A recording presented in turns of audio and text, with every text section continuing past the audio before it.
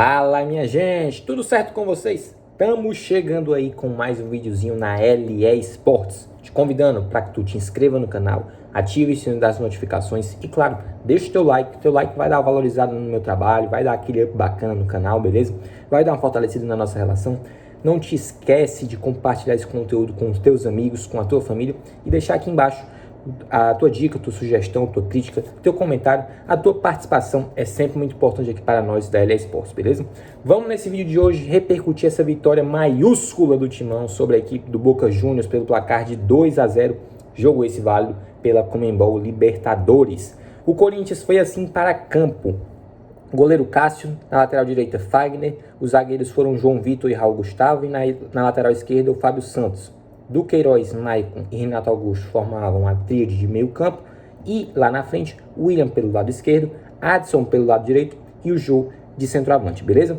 A equipe do Boca Juniors foi assim, no gol foi Garcia, na direita o Advíncula, o Aranda e o Zambrano na zaga, na lateral esquerda o capitão Fabra, o meio de campo formado pelo Fernandes, pelo Medina, pelo Ramírez, o Oscar Romero de meia e na frente o Vasquez e o Salve, beleza? Para começar a nossa análise do jogo, eu vou começar dizendo para vocês de um panorama defensivo de cada uma das equipes, certo? O Corinthians, num certo momento defensivo do Corinthians, certo? No momento de organização defensiva do Timão, se defendia num 4-4-2, alternando para um 4-5-1, deixando o jogo mais à frente. E o Boca Juniors também no seu sistema defensivo num 4-1-4-1, mas adaptando também ali para uma linha de 5-4-1, deixando mais à frente ali o garoto Vasquez. Numa proposta inicial do jogo, tivemos um Corinthians mais propositivo e um Boca mais reativo. No entanto, esse propositivo do Corinthians ainda muito restrito ali à troca de passe entre os zagueiros Raul Gustavo e também João Vitor. O Renato Augusto no início do jogo descendo muito para iniciar as jogadas, para qualificar justamente o passe, que é uma das principais características desse atleta, e o Fagner espetando muito pelo lado direito. Que o Fagner, como nós sabemos, é um lateral de muita vocação ofensiva, então ele avançou muito, principalmente nessas descidas do Renato Augusto, dando espaço para ele avançar. Logo aos 4 minutos, o gol do Corinthians saiu assim. Renato Augusto deu uma bela inversão de jogo na direita para o Fagner e ele cruzou na cabeça do Maicon, que abriu o placar. Detalhe desse gol é que o Fagner, na virada de jogo do Renato Augusto, ele aparece totalmente livre e faz um cruzamento, gente, daqueles de gala, de monstro como é o Fagner, um cruzamento que parece que foi feito com a mão, beleza? O Corinthians pressionando muito a saída de bola do Boca, demonstrando raça, demonstrando competitividade, demonstrando ímpeto e demonstrando justamente quem estava jogando em casa, quem estava jogando com o apoio da torcida, a Neoquímica Arena totalmente lotada para apoiar o Timão. Aos 11 minutos, o Adson recebe um bom passe pela direita e o Renato Augusto chuta por cima do gol. O Renato Augusto tentou muitas finalizações daquela característica em que ele tenta bater justamente ali da entrada da área. O Corinthians trocando passes, investindo muito pelo lado direito, morde muito na marcação, muita raça, muita aplicação, principalmente ali do Maicon. O Maicon que vai ser o destaque da partida, a gente vai ver mais à frente, beleza? E o Corinthians também, na nossa visão, conseguiu muitas pressões efetivas. São aquelas pressões, como a gente sempre fala, que o Corinthians consegue recuperar a posse da bola de alguma forma. Aos 16 minutos, uma bola cruzada na área sobra para o Adson e ele chuta para a boa defesa do goleiro do Boca. E um detalhe que a gente destacou aqui no primeiro tempo é que o Renato Augusto estava voltando demais para iniciar o jogo. Tudo bem ele voltar uma, duas vezes, mas a partir do momento em que ele passa a retornar demais, a movimentação dele passa a ser previsível, não só dele como do coletivo do Corinthians, e o espaço em que ele deveria ocupar, que é ali próximo ao jogo, para municiar não só o jogo, como também o William pela esquerda e também o Adson pela direita, passa a ficar um vácuo, um vazio. E os volantes do Boca Juniors vão fazer o quê? Vão avançar e acabar pressionando a equipe do Corinthians. Faltou alguém para preencher esse espaço do Renato Augusto quando ele vinha fazer essa iniciação das jogadas. Essa é uma das críticas, né, que fica aí nesse primeiro tempo. Aos 21 minutos, uma grande jogada do Salve, ele abre na direita para o Medina, que cruza na medida para o Vasquez, mas ele por muito pouco não alcança a bola. E se ele alcança ali, é um empate, o que seria ali um terror para o Timão. O Corinthians se limita muito à troca de passe entre os homens de defesa, passou a ser um time previsível, depois do gol baixou suas linhas, deixou o Boca jogar um pouco mais. E aí, claro, quando você deixa uma equipe como o Boca, cascuda, 6 vezes campeão de Libertadores, e claro, não é aquele Boca como já foi de outras épocas, mas ainda assim é uma equipe que conta com bons nomes. Você passa a sofrer riscos, claro, você se arrisca, né, e pode acabar sofrendo ali lances perigosos.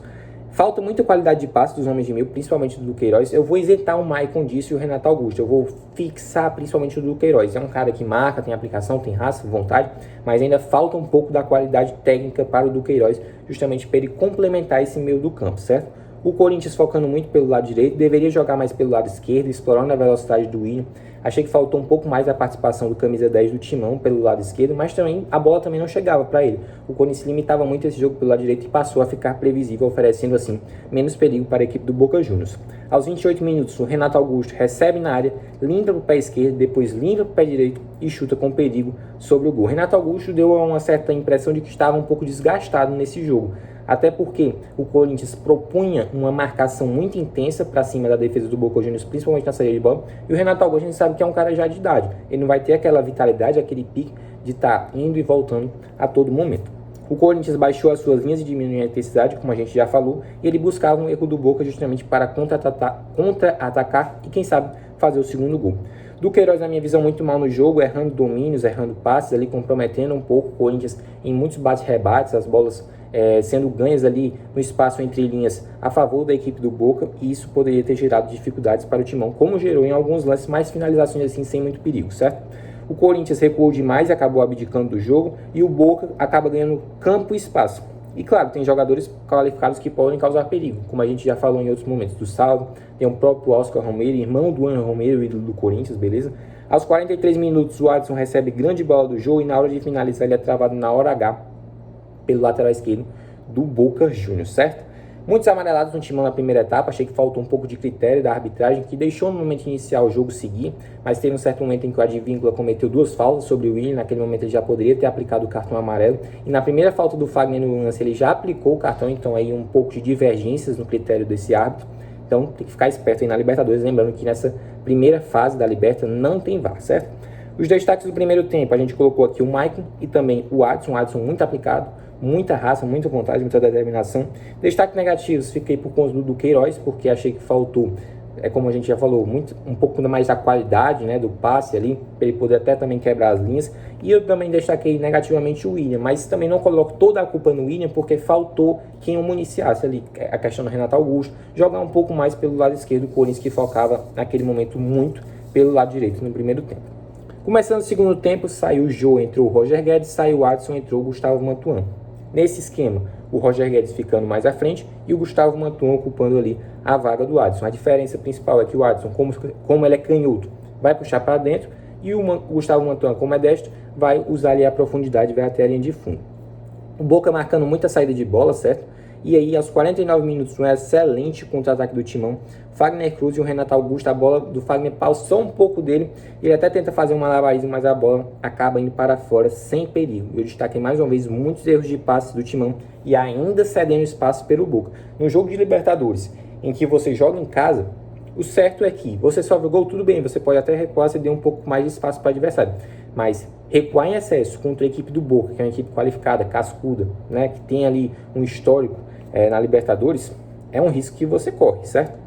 Aos 57 minutos entrou o Benedetto saindo Vasquez, Benedetto um jogador muito perigoso, certo? Entrou o Ceballos e saiu ali Medina. O Corinthians, ele não tinha muita sequência no meio campo, abusou dos erros, o Boca melhora, passa a marcar uma pressão e isso causa dificuldade para a equipe do técnico Vitor Pereira. O Corinthians errando ali até certos momentos com a chegada do Roger Guedes, né? Ele é aquele jogador que vai ser diferente do Jô, ele não vai fazer a parede, ele vai justamente jogar atrás do zagueiro, fazer aquele facão para entrar em velocidade. E aí, esses erros de passe, do último passe mais precisamente, não só foram deméritos, na verdade, dos jogadores do Corinthians, mas também muito mais méritos dos jogadores do Boca que interceptaram esses passes que poderiam causar boas chances de perigo e, no caso, se saísse o gol, gerar mais tranquilidade para a equipe corintiana. Aos 61 minutos saiu o Renato Augusto, entrou o Paulinho. Aos 63 saiu o Ramírez, entrou o Varela na equipe do Boca Juniors. E ainda um Corinthians muito recuado, correu seus riscos ao ceder muito espaço para a equipe do Boca, que, como a gente sabe, entrou o Benedetto, um centroavante perigoso. Tem jogadores importantes como o Salvo, Oscar Romero. Então o Corinthians correu seus riscos, mas no final a gente sabe que dá tudo certo. Aos 68 minutos, o Duqueiroz levanta na área e o Paulinho cabeceia com muito perigo. Aí o Corinthians chegava praticamente ali pela primeira vez com mais perigo no segundo tempo, né? Fora depois daquela finalização do Renato Augusto, que não foi tão perigosa assim. O Corinthians há muito tempo não chegava, o Boca Juniors promovia ali uma saída de 3, espetando os laterais. Advinto Play Fabra, por sinal. 73 minutos, a saída do Queiroz entrando no Cantídio para qualificar o passe. O Maicon, como é um jogador de marcação e também de muita saída de bola qualificada, ele acabou sendo mantido no jogo. E aos 78 minutos, o segundo gol do Corinthians. O William toca para o Roger Guedes na esquerda, que chuta de bico para a boa defesa do goleiro do Boca. E a bola sobra para o Maicon, que fuzila as redes. 2-0 Corinthians, enfim, a tranquilidade para o Timão, certo? Corinthians passa a administrar o placar e eu gostaria de destacar um cara aqui que se chama Fábio Santos. Ele que foi campeão de Libertadores em 2012, campeão mundial também no mesmo ano, teve uma atuação espetacular no sentido defensivo, foi impecável. Todas as bolas pelo alto ganhou, em bolas divididas, dava aquele carrinho daquele cara que realmente tem o DNA do Timão e ganhava, né? Realmente uma atuação muito espetacular do carequinha Fábio Santos. Aos 93 minutos sai o William ovacionado entrando o Mosquito. E aí, sem mais lances de perigos, craque do jogo, gente, unanimidade, né? Mil desculpas, mas Maicon, craque de bola. Maicon é o craque desse jogo. Destaques positivos, João Vitor, muito seguro, caiu um pouco ali na pilha dos argentinos, mas faz parte do jogo de Libertadores. Fábio Santos, defensivamente um espetáculo, muita raça, muita determinação, assim como o Fagner também, jogou muito. E os destaques negativos, na minha visão, ficaram um pouco do Queiroz, né? Como a gente já falou, alguns erros técnicos, ele precisa aprimorar essa parte. E o Gustavo Mantua, que me pareceu um pouco nervoso no jogo, mas é um garoto de qualidade, já demonstrou em muitos outros momentos que pode sim ser útil para o Corinthians, beleza? Por falar em Corinthians, os próximos compromissos do Timão: Fortaleza em casa, no domingo às 16 horas, pelo Campeonato Brasileiro. E fora de casa, na quarta-feira, um jogo importantíssimo contra o Deportivo Cali. Quarta-feira às 21 horas, beleza? Famoso 9 horas da noite. O grupo do Corinthians nesse momento tem o Timão como líder com 6 pontos, Deportivo Cali com 3, o Always Red também com 3 e o Boca na lanterna com 3. Lembrando que Deportivo Cali e Always Red vão se enfrentar na quinta-feira às 23 horas, jogo esse na Bolívia, que assim, o melhor resultado para o Timão qual seria? Um empate, né? Para justamente as duas equipes ficarem com 4 pontos, ficarem em uma distância, uma margem mais ou menos interessante para o Timão, beleza?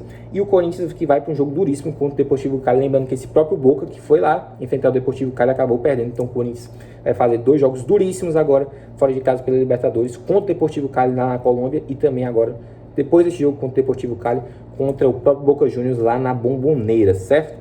Claro, gente, o Corinthians teve uma atuação assim que me lembrou muito os tempos do Fábio Carille, sinceramente, não sei vocês.